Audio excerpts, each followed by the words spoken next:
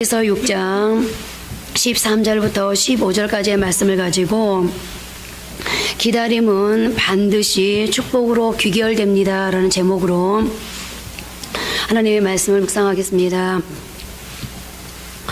기다림은 신비이고 역설입니다. 기다림은 오래 참는 것입니다.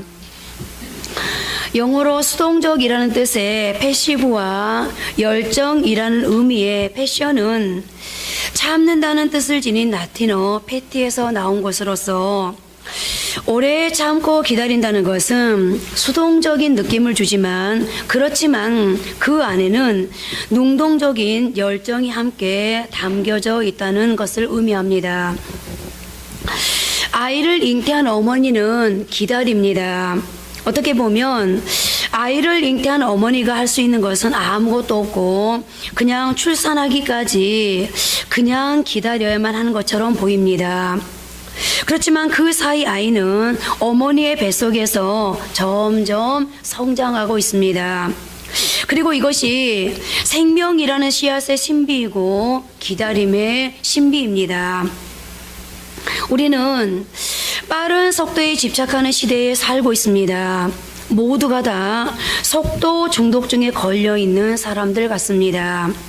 모든 것이 빨리 즉각적으로 이루어지지 않으면 견디지 못하는 시대 속에 살고 있는 것입니다. 그렇지만 인생은 속도에 의해 결정되는 것이 아닙니다. 마찬가지로 행복도 속도에 의해 결정되어지지 않습니다. 오히려 속도는 삶의 주기와 질서를 파괴하고 인생을 무너뜨리는 주범이 되기도 합니다. 그리고 우리는 그것을 너무나도 잘 알고 있고 무엇보다 우리는 우리의 인생 전체의 삶의 순서들이 기다림을 요구하고 있고 그리고 그것이 인생의 숙제를 해결하는 모범 답안이라는 사실을 너무나도 잘 알고 있습니다. 그러나 그렇다 해도 기다린다는 것은 결코 쉬운 일이 아닙니다. 기다림은 고통일 뿐만 아니라 엄청난 내공을 필요로 하는 일입니다. 우리가 기대했던 일들이 기대했던 때에 이루어지지 않을 때 우리는 좌절합니다. 심지어 분노하기까지 합니다. 그렇다면 우리는 기다리면서 왜 힘들어하고 고통스러워할까요?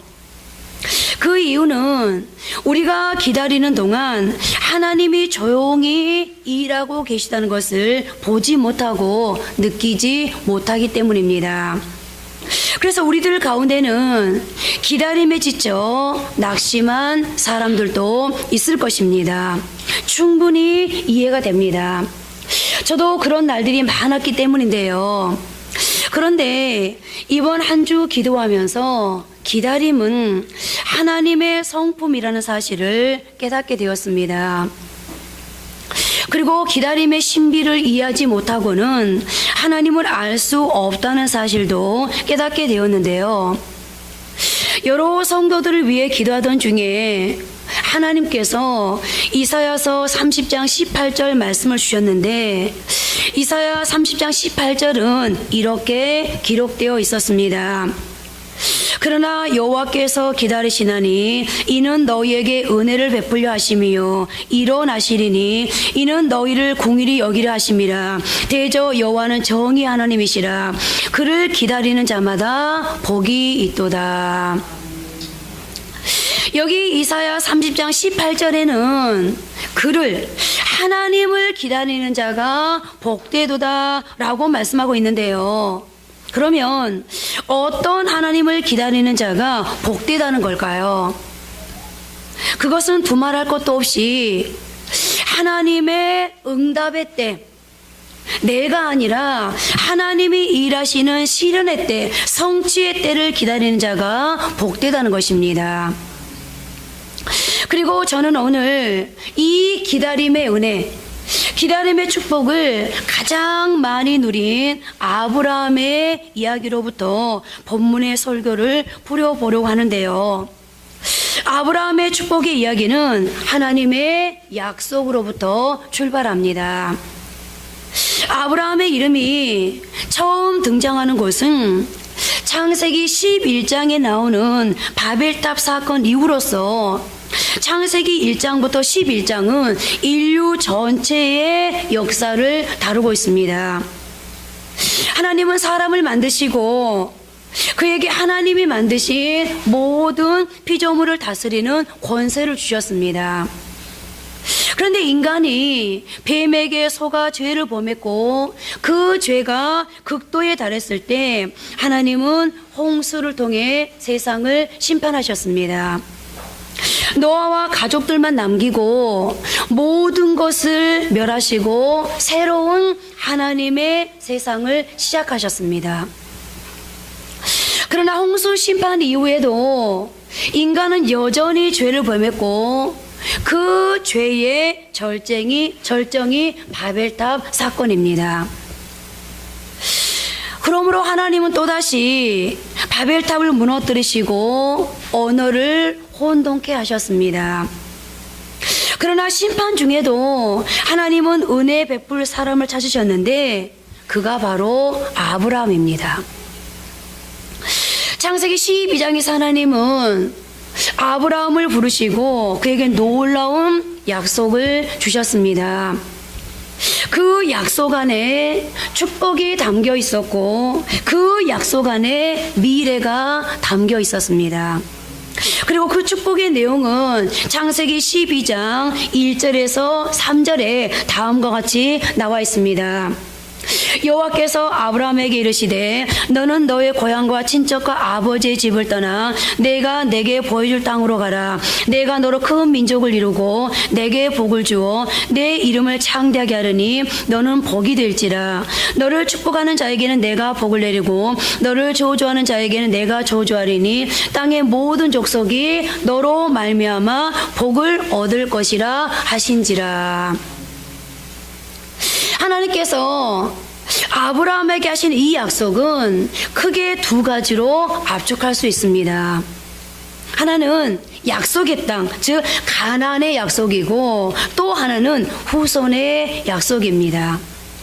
그리고 아브라함이 이 약속을 받은 때는 그의 나이 75세였습니다. 그리고 우리는 75세 때 받은 이 약속이 아브라함의 100세 때 되어서야 성취되었음을 잘 알고 있습니다. 그리고 우리는 이 약속이 성취되는 과정에서 또 한 가지를 발견하게 되었습니다.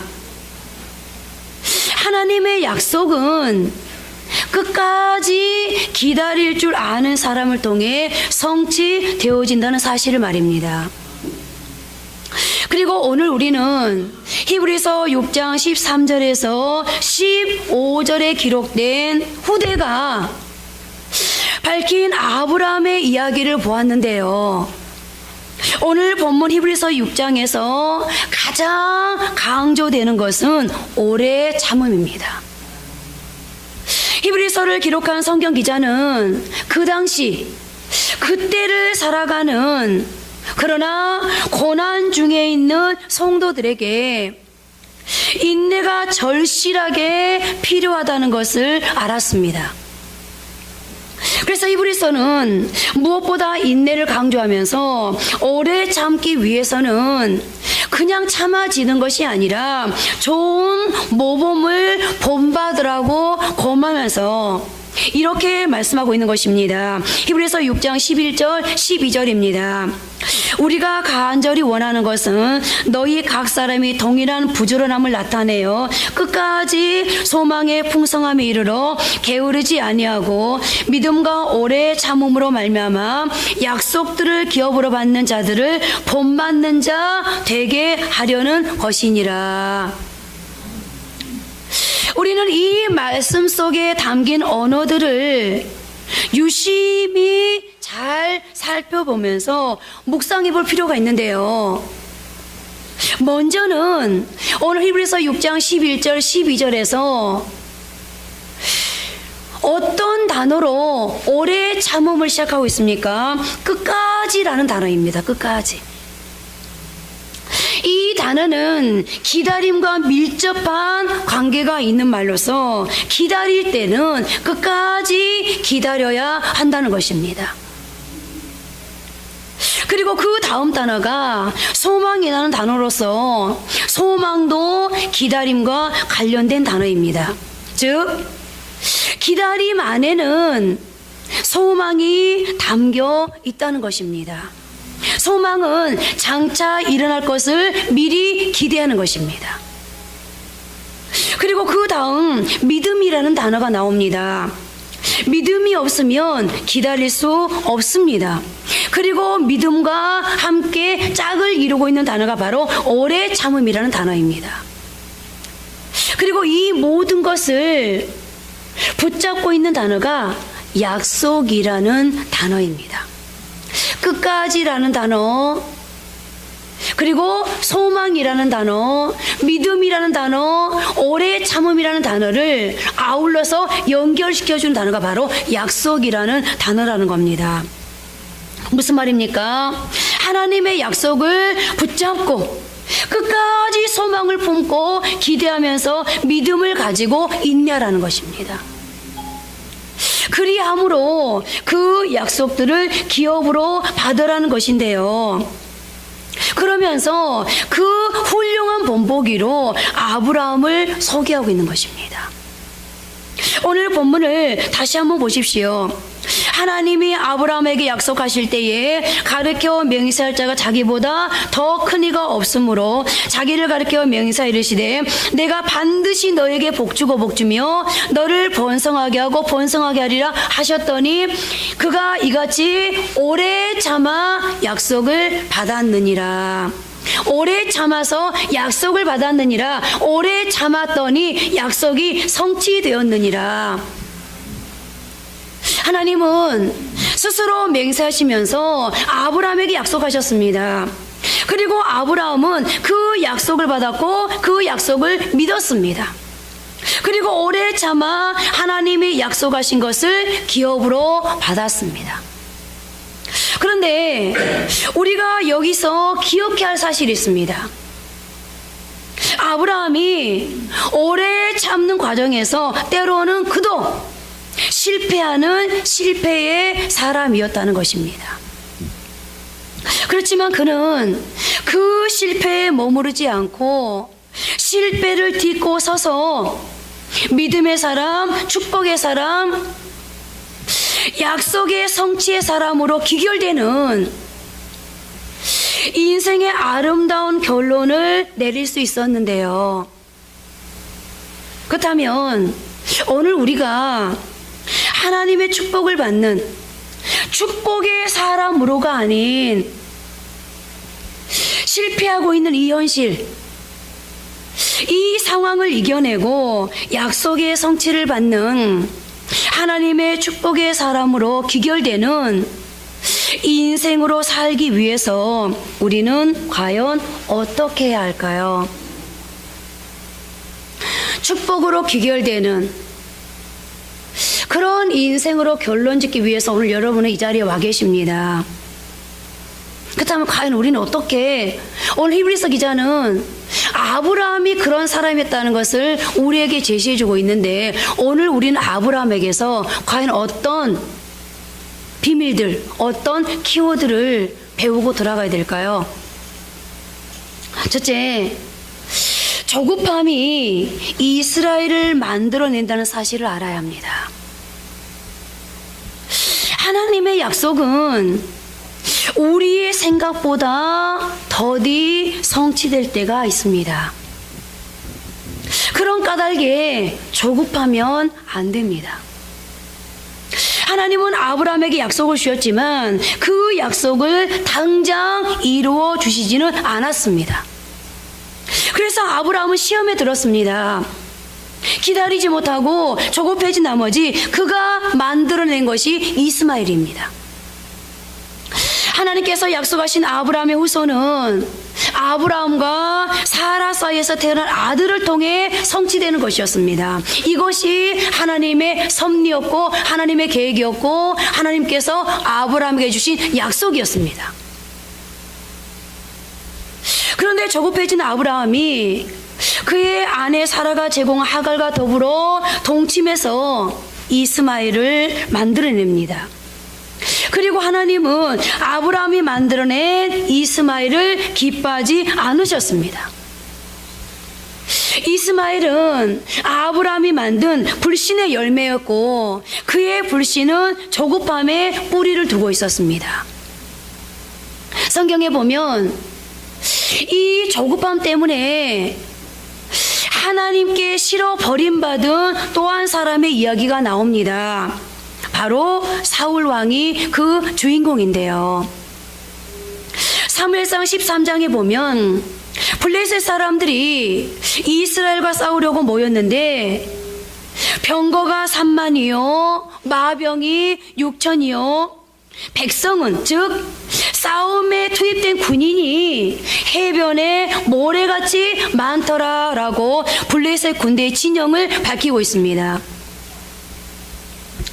그런데 이 블레셋 진영의 현황을 알게 된 이스라엘 사람들이 어떤 반응을 보였는지가 또 이렇게 밝혀지고 있습니다. 이스라엘 사람들이 위급함을 보고 절박하여 굴과 숯불과 바위 틈과 은밀한 곳과 웅동에 숨으며 어떤 이브리 사람들은 요단을 건너 갓과 길라 땅으로 가되 모든 백성이 떨더라. 그래서 사울이 이전에 사무엘이 기도함을 통해서 블레셋 군대가 이스라엘의 미스바에 모였을 때 쳐들어온 그때 그 상황에서 사무엘이 하나님 앞에 기도했더니 하나님께서 내성을 일으키셔서 블레셋 군대를 완전히 진멸시킨 것을 오늘 사울이 알고 있었기 때문에 또 한 번의 이 전쟁 앞에서 사무엘이 하나님 앞에 예배하며 기도해 주기를 바라고 오늘 이 미급한 상황에서 사울이 사무엘을 빨리 오라 청합니다. 그런데 성경에 보니까 사울이 정한 기간, 즉 1회 동안을 기다렸지만 사무엘이 정한 기간에 오지 않자 이제는 백성들이 그나마 남아있었던 백성들이 사울에게서 흩어지기 시작하고 사울은 더 마음이 급해졌습니다. 그래서 그는 자신이 직접 제물을 가져오라 하여 번제를 드렸습니다. 번제 드리기를 마치자마자 사무엘이 오고 사무엘은 그런 사울을 책망하게 되는데요. 그때 했던 사울의 말이 오늘 우리에게 큰 교훈이 아닐 수 없습니다. 우리 다 같이 사무엘상 13장 12절 말씀 함께 합독하십니다. 이에 내가 이르기를 블레셋 사람들이 나를 치러 길갈로 내려오겠거늘 내가 여호와께 은혜를 구하지 못하였다 하고 부득이하여 번제를 드렸나이다 하니라. 오늘 제가요 이 사무엘상 13장 말씀을 가지고 우리 주력교회들한테 설교를 했어요. 그랬더니 우리 은우가 이렇게 말하더라고요. 아니 예배 드린 게 뭐가 잘못이에요. 그렇게 하나님 앞에 예배를 드렸는데 예배 드린 게 뭐가 잘못이에요. 왜 하나님은 사울을 야단치는데요. 그러더라고요. 왜 하나님은 사울을 야단치면서 왕의 자리에서 쫓겨나게 하셨는데요. 여러분 오늘 사울이 하나님 앞에 뭔가 잘못하고 있는 게 아니잖아요. 그죠? 그냥 전쟁에 나간 게 아니에요. 하나님 앞에 예배 드리면서 하나님의 도움을 구하겠다는 거예요. 그야말로 하나님 앞에 지금 예배를 드리고 있어요. 그런데 그 예배 사무엘이 혹시 예배 좀 드렸다고 오늘 사무엘이 와서 사울을 야단치면서 전국에는 바로 이 사건 때문에 당신의 왕의 그 기간이 길지 못할 겁니다. 그 말은 무슨 말이죠? 당신의 왕의 생명이 끝났다는 거 아니에요. 오늘 사울이 뭐라고 말하고 있습니까? 내가 여호와께 은혜를 간구하지 못하였다고 부득이하여 번제를 드렸나이다. 여기 부득이하여라는 말, 이 말을 우리말 사전에서 찾아보았더니 마지 못하여 할 수 없었다라고 풀이하고 있었습니다. 한마디로 어쩔 수 없었다는 말 아니겠습니까? 어디서 많이 들어본 말 같지 않습니까? 우리가 참 많이 쓰는 말입니다. 제가 수많은 성도들을 상담해 보면요, 차라리 핑계하지 않았으면 좋겠어요. 어떤 상황 앞에서, 사건 앞에서, 하나님의 징계 앞에서, 하나님의 책망 앞에서, 하나님의 훈계 앞에서 차라리 하나님 제가 잘못했습니다, 빨리 그냥 우리 자신을 내려놓고 인정하고 하나님 앞에 회개하면 좋겠는데, 우리는 너무너무 습관적으로, 본능적으로 어쩔 수 없었습니다, 할 수 없었습니다 그러면서요 상황을 장황하게 늘어놓는데 아주 익숙해져 있습니다. 오늘 사울이 부득이하여 어쩔 수 없어서 마지못해서, 이 말은 무슨 말이에요? 오늘 사무엘한테 말하고 있는 거예요. 당신도 알잖아요. 왜? 아니 이 위급한 상황, 이 위태로운 상황 속에서 어떻게 당신을 계속해서 기다리고 있을 수 있습니까? 그리고 당신은 왜 이렇게 늦게 온 겁니까? 지금 그 말이잖아요. 오늘 아브라함도 얼마든지 하나님 앞에 부득이하여 어쩔 수 없었습니다 라고 할 수 있는 문제입니다. 그런데 하나님께는 그 부득이하여 어쩔 수 없어서 그 어쩔 수 없는 상황으로 인해 만들어내는 결과는 있을 수 없다는 것입니다. 설령 그것이 어쩔 수 없어서 부득이하여서 어떤 결정을 내리게 되고 어떤 판단을 하게 되고 실행에 옮겨서 그 부득이하여서 어쩔 수 없어서 실행에 옮긴 그것으로 인해서 우리가 생각할 때 굉장한 수확, 아무리 위대한 결과물을 낸다 할지라도 사람은 거기에 속을지 모르겠지만 하나님은 결코 그것을 용납하지 않는다는 겁니다. 그렇습니다. 쉽고 빠른 길이 다 좋은 것은 아닙니다. 우리 눈에 보기에 굉장해 보이는 결과물이 다 훌륭하고 위대한 것만도 아닙니다. 그런데 마귀는 우리 안에 조급함이 있다는 것을 너무너무 잘 알고 있습니다. 우리 육의 성향을 잘 압니다. 그래서 그 조급함을 약조금으로 삼아 우리를 유혹합니다. 그러나 이제 우리는 알아야 합니다. 하나님의 약속은 반드시 이루어지지만 하루아침에 이루어지지 않을 때도 있다는 것을 말입니다. 하나님의 약속은 하나님의 때에 성취됩니다. 그러므로 우리는 이제 우리의 조급함을 절제하고 조절하면서 하나님의 때를 기다릴 줄 알아야 합니다. 그럴 때 조금은 더딜지라도, 조금은 작을지라도 가장 아름다운 인생의 열매를 가능케 할 수 있습니다. 두 번째로, 기다리는 과정은 생각보다 어둡다는 사실을 알아야 합니다. 여기서 우리는 중요한 질문을 해야 합니다. 왜 우리는 기다리지 못하고 좌절하는 것일까? 여러분, 분명히 우리는 알아요. 하나님이 살아계시다는 걸 알아요. 하나님이 나를 사랑하고 있다는 걸 알아요. 하나님이 일해 준다는 것을 알아요. 그런데 왜 기다리지 못하고 좌절하는 걸까요? 그리고 왜 포기하게 되는 걸까요? 크게 두 가지 이유가 있는데요. 그 이유 중에 하나는 기다리는 과정이 칠흑처럼 어둡기 때문입니다. 혼돈스럽기 때문입니다. 그렇지만 우리는 이 과정을 잘 이해하고 잘 통과해야 합니다.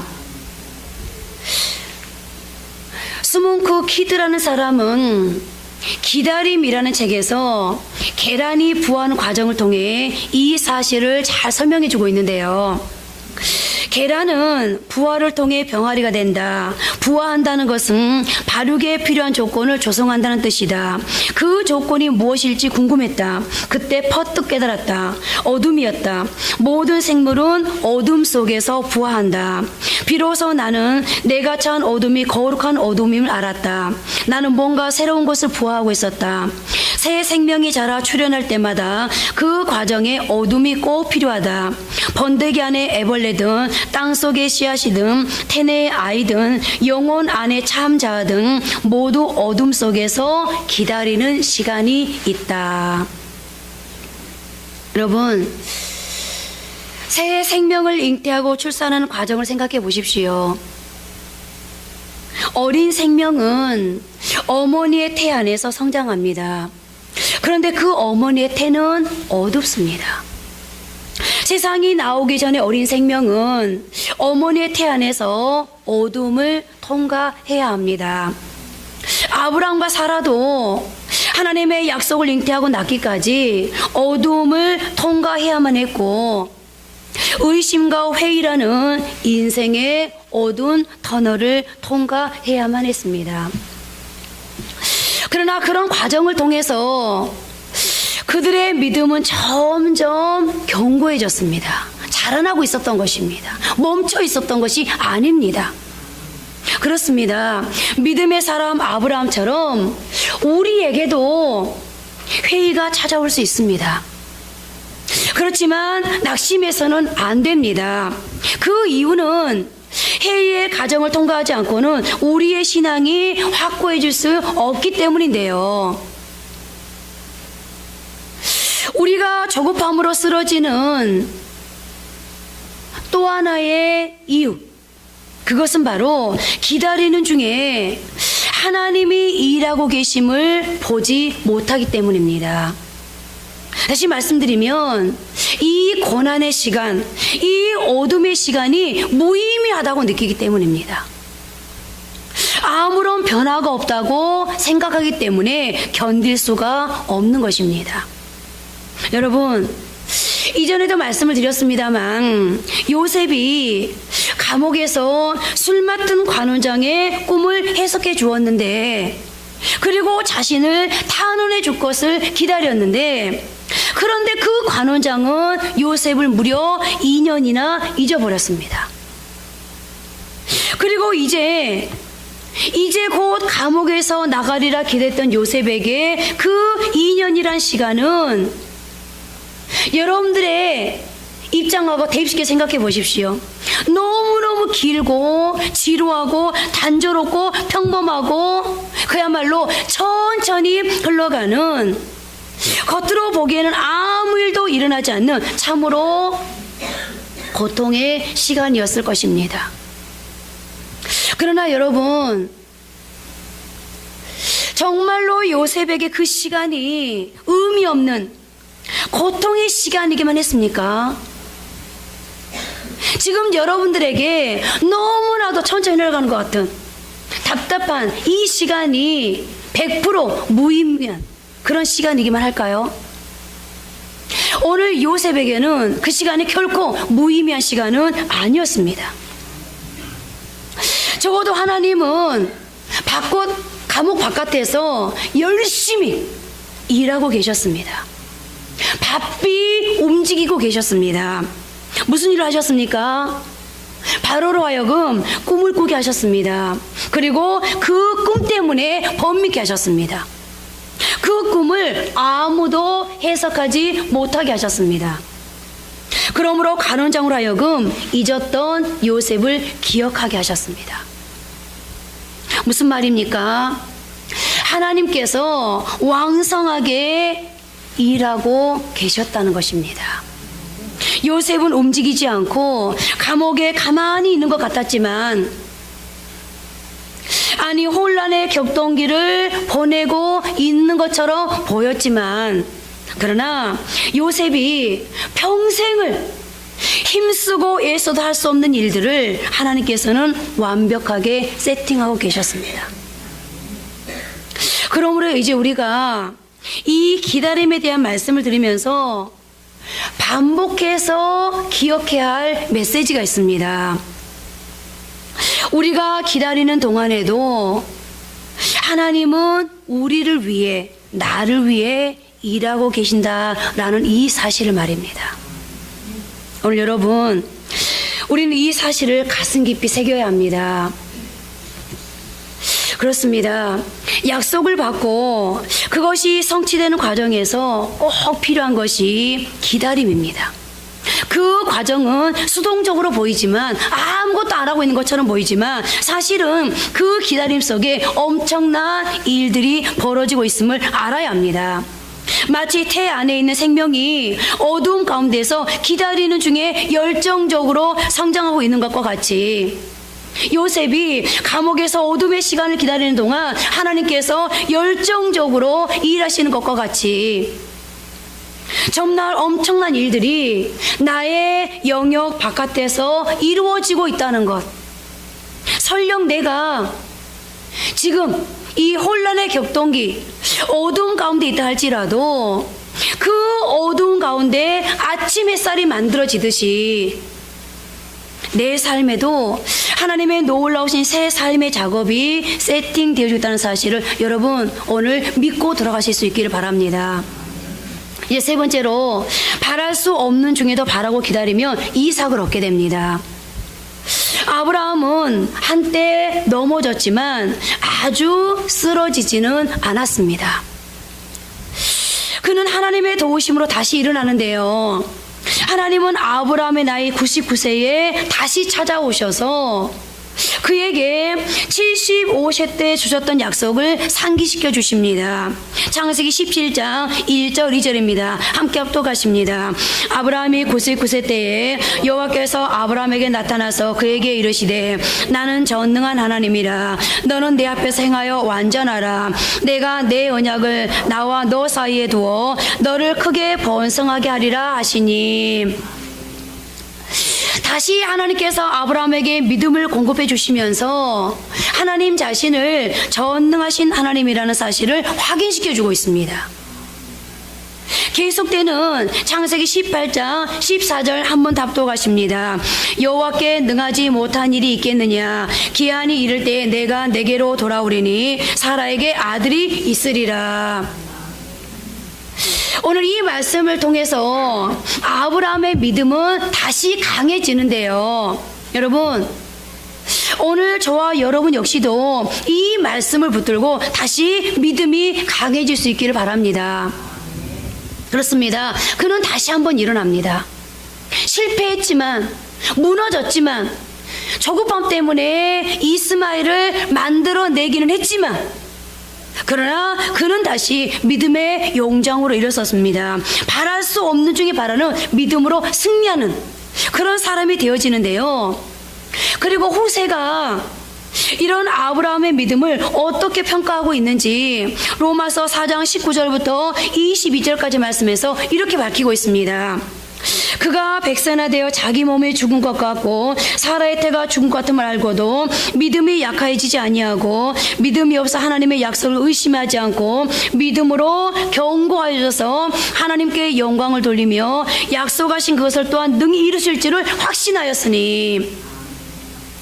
쉬운 성경은 이 로마서 4장 21절 말씀을 이렇게 번역하여 기록하고 있습니다. 아브라함은 하나님께서 친히 약속하신 것을 이루실 능력이 있다는 것을 확신했다. 여러분, 하나님이 여러분에게 주신 그 약속을 하나님은 이루실 능력을 참으로 많이 가지고 있다는 것을 여러분 확신하십니까? 그럼 여러분, 그런 확신 확신을 가지고 있다면 왜 흔들리십니까? 왜 요동하십니까? 오늘 우리가 찬양할 때 다윗이 하나님은 나의 힘이시고 하나님은 나의 구원이시고 하나님은 나의 산성이 되시니 나는 요동하지 않습니다. 오늘 아브라함은 내가 생산할 수 있는 능력을 다 잃었지만 하나님이 내게 전능하신 하나님으로 와서 말씀해 주셨으니, 그리고 그 하나님은 전능하신 하나님, 엘 샤다이 되신 하나님, 내 인생의 소망은 다 사라져 버렸지만, 내 인생의 끝자락에 와 있지만 그 끝자락에서 다시 일으켜 세우실 그 능력은 하나님이 가지고 있다는 것을 내가 확신합니다. 그러므로 어떻게 하겠습니까? 요동하지 않겠습니다. 그렇습니다. 하나님은 신실하신 분이십니다. 그러므로 약속하신 것은 반드시 지키시는 성실하신 분이십니다. 또한 하나님은 약속하신 것을 이루실 수 있는 능력을 가지고 계십니다. 그러니 여러분, 이제 그 하나님을 신뢰하십시오. 하나님의 약속은 어떤 것이든 반드시 이루어진다는 사실을 이제 믿으십시오. 그리고 더 나아가 이제 확신하십시오. 자, 여러분, 그러면 우리가 믿음을 가지고 그 믿음을 뛰어넘어 확신을 가지고 요동하지 않고 살아가다 보면, 그렇게 살고 있다 보면 그 믿음에 대한 어떤 결과가 옵니까? 믿음에 어떤 결론이 지어집니까? 오늘 창세기 21장 5절 6절 말씀 함께 합독합니다. 아브라함이 그 아들 이삭이 그에게 태어날 때 백세라. 사라가 이르되 하나님이 나를 웃게 하시니 듣는 자가 다 나와 함께 웃으리로다. 아멘. 여러분, 아브라함은 오래 참았습니다. 기다렸습니다. 믿고 확신함으로 그는 하나님이 반드시 일할 것을 믿고 요동하지 않았습니다. 그랬더니 어떻게 됩니까? 결론적으로 그의 삶은 웃게 되었습니다. 기다리면, 믿음으로 확신하면, 하나님을 신뢰하면 웃게 된다는, 인생이 행복해진다는, 가정도 행복해지고 나도 행복해지고 더불어 수많은 사람들이 행복해진다는 증거를 오늘 아브라함이 우리에게 보여주고 있고, 오늘 히브리서 기자는 기다리면 이렇게 되어진다는 것을 오늘 아브라함을 실예로, 아브라함을 모범으로 우리에게 제시해 주면서 당신들도, 여러분들도 오늘은 힘들지만 그러나 그럼에도 불구하고 하나님께서 기다리면 이렇게 되어진다는 것을 믿고 여러분도 한번 기다려 보십시오. 여러분도 한번 참아 보십시오. 여러분도 한번 견뎌 보십시오. 오늘 우리에게 이 확실한 증거를 제시하고 있는 겁니다. 오늘 저와 여러분 모두가 오늘 이 증거를 보면서 우리도 한번 기다려 볼 수 있는 그런 축복의 사람들 되어지기를 바랍니다. 마지막 네 번째로, 기다리는 중에 가장 중요한 것은 기도한다는 것입니다. 하나님이 약속하신 것을 기다릴 때 우리는 기도해야 됩니다. 하나님이 약속했다고 다 끝나는 게 아닙니다, 여러분. 만약에 하나님이 약속하고 그 약속이 그것으로 끝나는 것이라면 왜 성경이 우리에게 기도를 강요하겠습니까? 하나님이 이스라엘 백성들에게 내가 반드시 너희를 바벨론의 포로에서 해방시켜 줄 거야. 그런데 하나님이 뭐라고 말씀하십니까? 해방시켜 줄 거야. 그래도 기도해야 돼. 하나님이 이스라엘 백성들을 아브라함에게 애굽에 포로로 잡혀갈 거야. 거기서 400년을 있을 거야. 그런데 이게 웬일입니까? 하나님이 거짓말쟁입니까? 하나님이 실언하십니까? 하나님이 깜빡하셨을까요? 400년 하나님께서 아브라함에게 말씀하셨습니다. 그리고 요셉 때에 이스라엘 백성들이 가나안 땅으로 이민을 갔습니다. 그런데요, 참 이상한 것이 하나님이 400년을 말씀하셨는데 이스라엘 백성들이 애굽에서 나온 것은요 430년 만이었습니다. 여러분들, 하나님이 실수하셨을까요? 하나님이 깜빡하셨을까요? 왜 30년이 추가됩니까? 하나님은 400년을 말씀하셨지만 이스라엘 백성들이 거기에서 하나님 우리를 도와주십시오. 하나님 우리 좀 살려주십시오. 하나님 우리를 여기서 해방시켜 주십시오 라고 기도하기를 기다렸던 겁니다. 그래서 출애굽기 3장에 하나님이 드디어 이스라엘 백성들이 그 부르짖음으로 말미암아 그 고통을 내가 보고 알고 드디어 하늘에서 내려오셔서 내가 그들을 건져내고 라고 말씀을 기록하고 있지 않습니까? 하나님의 약속은 약속에서 끝나지 않습니다.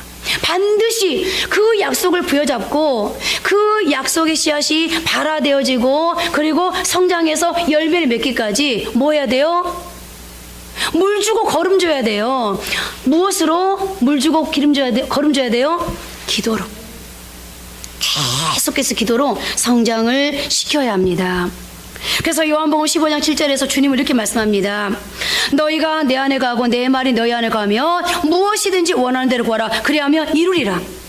또한 요한복음 14장 13절에서는 너희가 내 이름으로 무엇을 구하든지 내가 행하리니 이는 아버지로 하여금 아들로 말미암아 영광을 받으시게 하려 함이라. 여러분, 하나님은 우리에게 약속을 주시고 우리가 기도하지 않아도, 여러분 생각해 보세요. 내가 뭘 할 수 있다고, 연약한 내가, 부족한 내가, 항상 실수투성이인 내가, 넘어지고 자빠지기 일수인 내가 무엇을 할 수 있다고 내 기도를 요구하겠습니까?